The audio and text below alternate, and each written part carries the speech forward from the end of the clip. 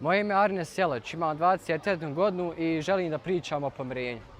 Iza mene se nalazi katedrala Srca Isusova, sagrađena u Sarajevu 1889. godine.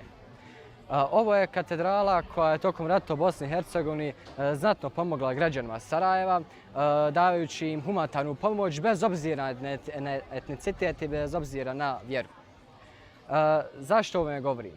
Zato što je u današnjem dobu vrlo lagano se progutati u mržnji, pogotovo zbog sjećanja rata i zbog sjećanja strahote koje se tada dešavale. Međutim, bitno je znati da ne možemo pripisati nijedan zločin, niti ništa što se je desilo jednom narodu i da primjeri kao što je ove katedrale koja je pomogla svim građanima Sarajeva, bez obzira na to da li su Hrvati, Bošnjaci, Srbi, primjer jedne dobre prakse i primjer humanosti, to je nešto što trebamo da zapamtimo.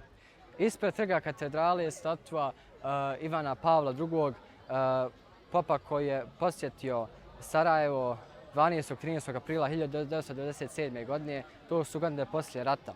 Odmah nakon što je došao, poljubio je zemlju i pozvao sve građane na mir. I ono što je rekao da su dvije bitne pretpostavke suživota poslije rata, pravda i istina. Sa tim se slažem i to je ono što svi trebamo da zapamtimo. Da niko od nas ne može bježati od istine, ne može bježati od pravde i bez obzira da li određeni zločini dolazili sa naše strane, kao što bi se reklo, ili sa nečije druge, moraju se priznati i moramo svi da radimo prema tome, da gledamo na budućnost, ali sa nekom istom slikom prema prošlosti.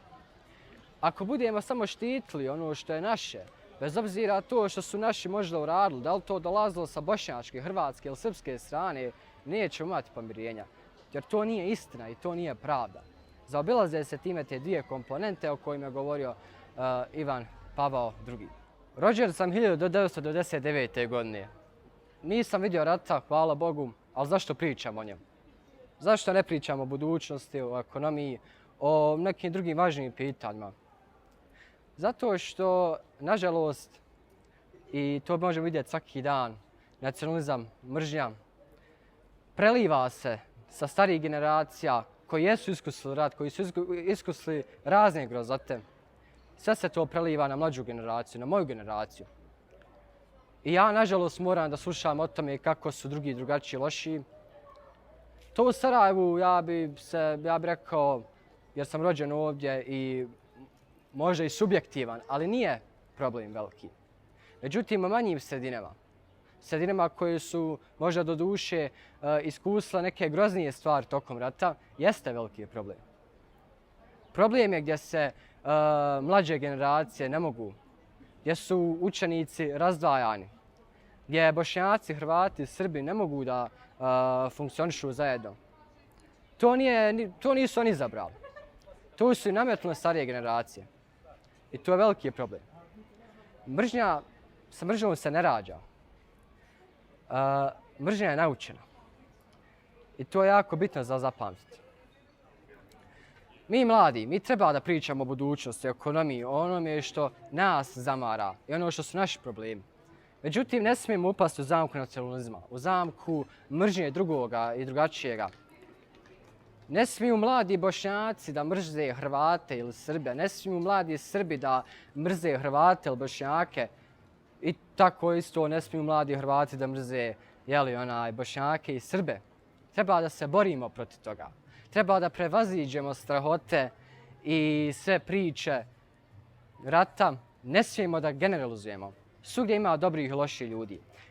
Katedrala u Sarajevu, njena humanitarna pomoć građanima Sarajeva je samo jedan primjer toga da ne smijemo da gledamo na jedan etnicitet, na jedan narod, kao jednu generalnu stavku, bez obzira na to što se desilo tokom rata u Bosni i Hercegovini. Mi treba da krenemo dalje. Treba da krenemo dalje pravdom i istinom.